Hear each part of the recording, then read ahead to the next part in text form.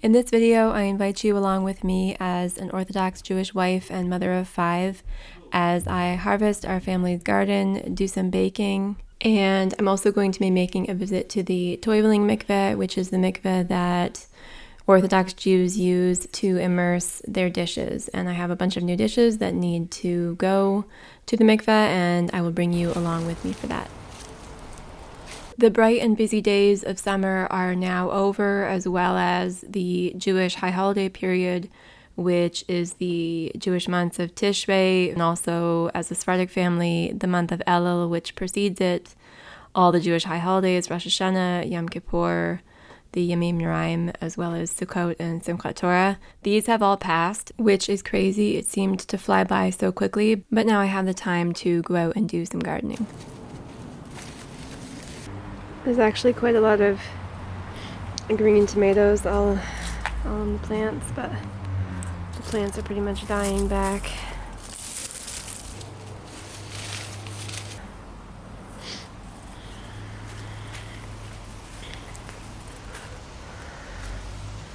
That's all the beets that I pulled out. And I've also got a bunch of carrots that I need to pull out along here. And this is just beans, but they all got frozen. Now they're dead. This here is my lemon balm. I grow it in a pot. It did really well. It smells so good. I've got a bunch of parsley growing here, and my Swiss chard, and a few little zinnias. I'm not sure what it is about this time of year, whether it's the changing of the seasons or the fact that we just came off of the Jewish high holidays, which for me feel like an emotional roller coaster and an emotional high from the beginning to the end. I just feel this overwhelming sense of gratitude that Hashem gave me the opportunity and the zechut to convert, to join his nation, and that he saved me from the abyss of false ideologies and false religion. And I just feel so thankful for that. And with every passing season, with every passing year that goes by, I am reminded of how much I have to say thank you for, and I will never be done saying thank you. I can never say thank you enough to Hashem for his kindness and goodness to me.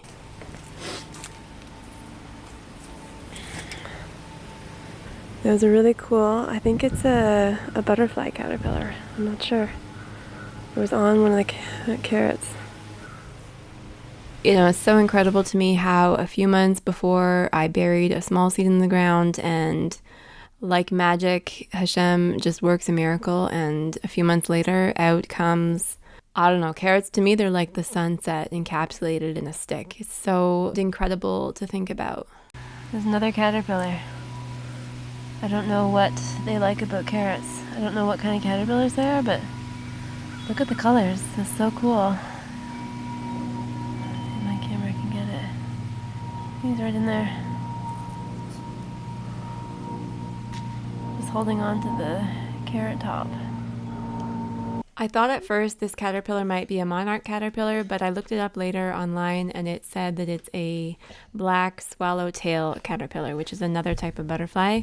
And their preferred habitat is specifically carrots, as well as other plants in the carrot family. So it makes sense that I would find a bunch of them in my carrot patch.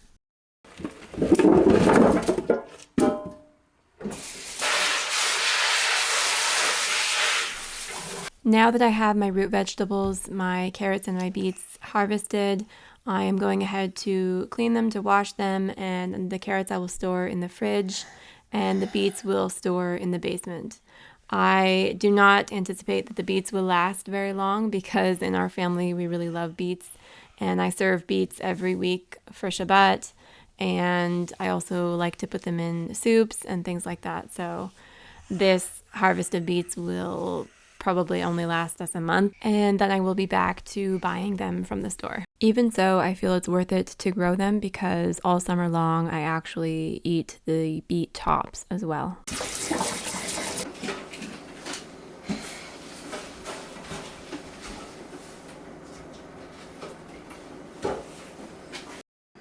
So I went through the carrots and I sorted them by size. These somewhat smaller ones I'm just going to keep for my kids' lunch bags to go to school. And in general, my kids don't like raw carrots in their lunch bag for school, but I know when it's been grown in our garden, they are all over it. So I think they will enjoy these. And this little guy, who is 2.5 now, has awoken from his nap and likes to come along and drive his truck on the counter, throw the carrots around, touch the camera. So that was it for my productivity time for that day.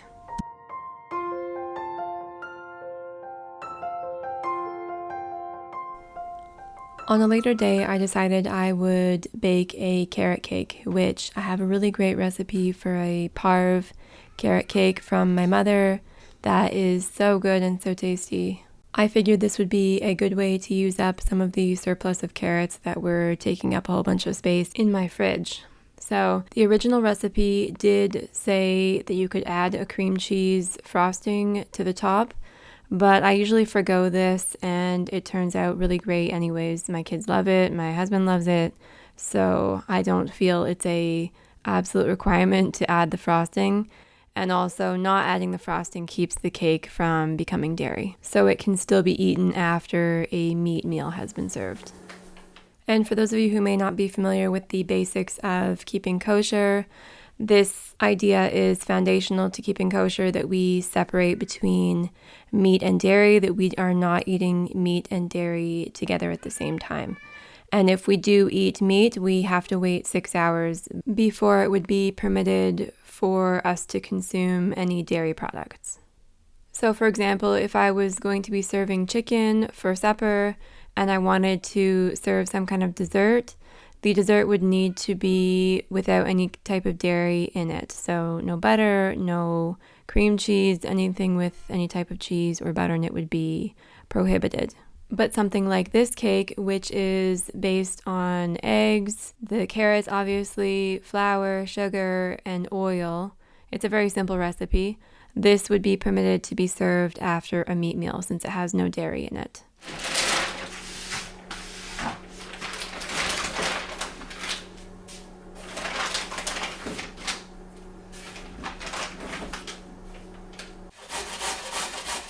And this idea that we separate between meat and dairy extends as well to not only the food that we serve and when, but also how the food is prepared, how it's cooked, and how it is served. So we have 2 sets of dishes, 2 sets of cooking utensils for meat and dairy, and also certain utensils that we use for parve only.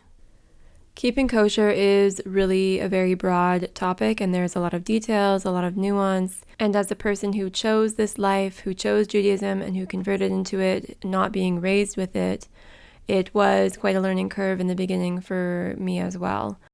But as long as you keep learning, keep educating yourself, keep reading books and taking classes, learning everything you can about the topic, eventually you get used to it, you can grasp and remember the ideas, and you get your kitchen set up properly, and then things get a lot easier as time goes by.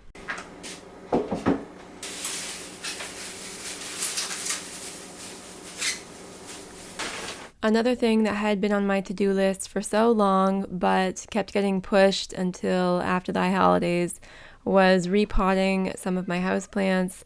Some of them were looking rather sad in their pots. So my husband is actually better at keeping the houseplants alive than I am. I don't know, he has some kind of magic green thumb that he can just sweet talk the plants into staying alive. Me, I struggle for some reason. So the ones that I'm responsible for, they usually end up looking worse than the ones he graciously looks after. I can grow a garden, but keeping the houseplants alive is quite a challenge for some reason. But anyways, we'll see if giving them some new soil makes a difference or helps or doesn't. I don't know, but my theory is it can't hurt.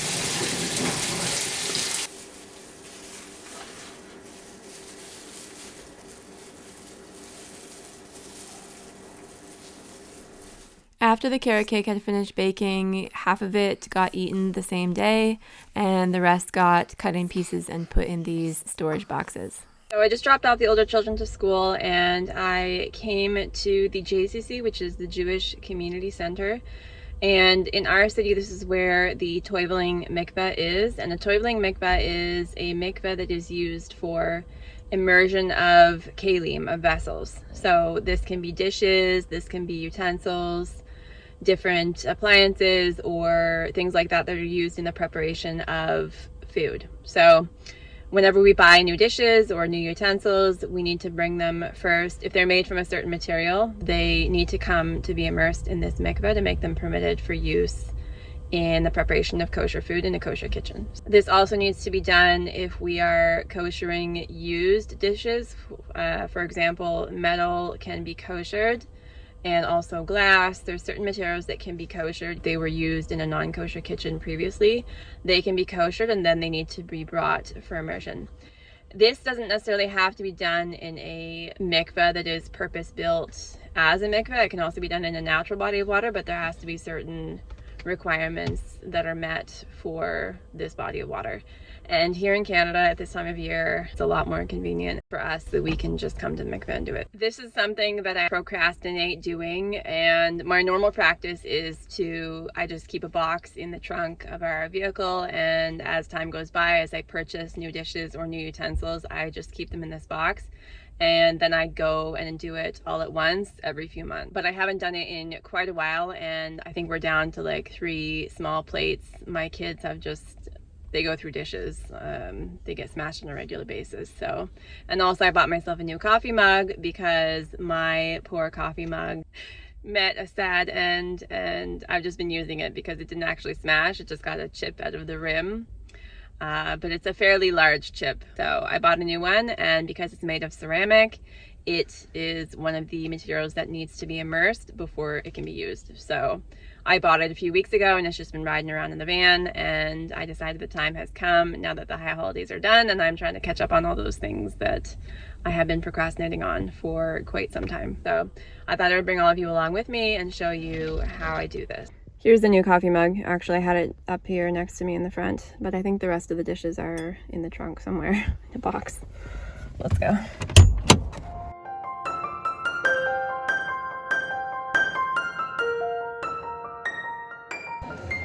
Here we go.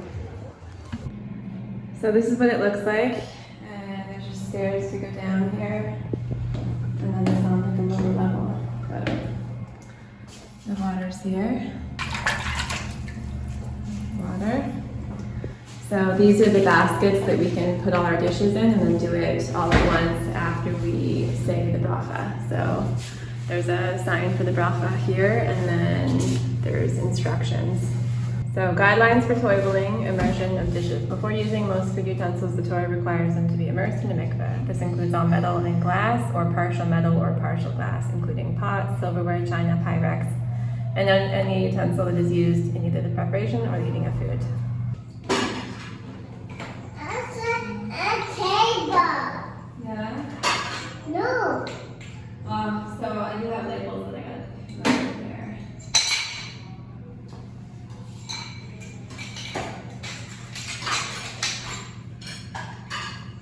It's cake. Mommy.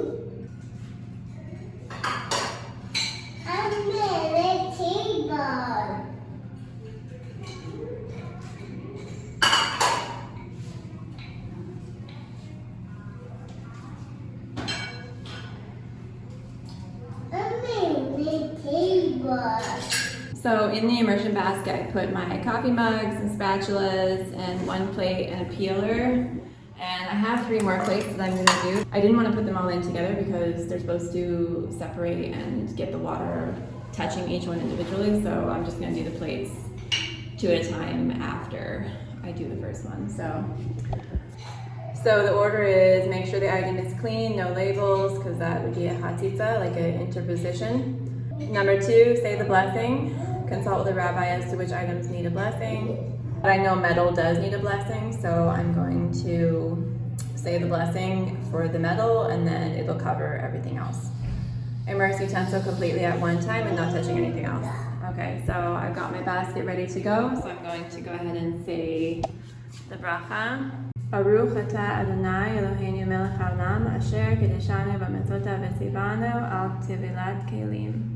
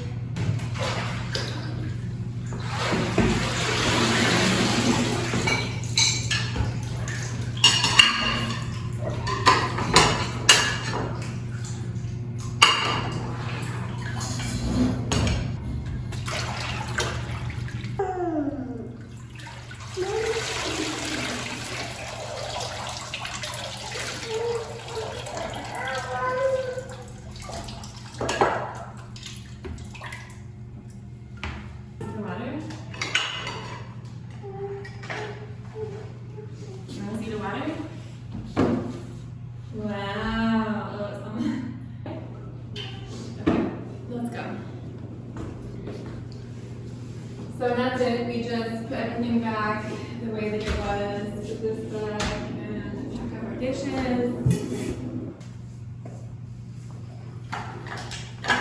And that's it. My mikveh, see you next time. Shabbat delight. Back outside, hold my hand please.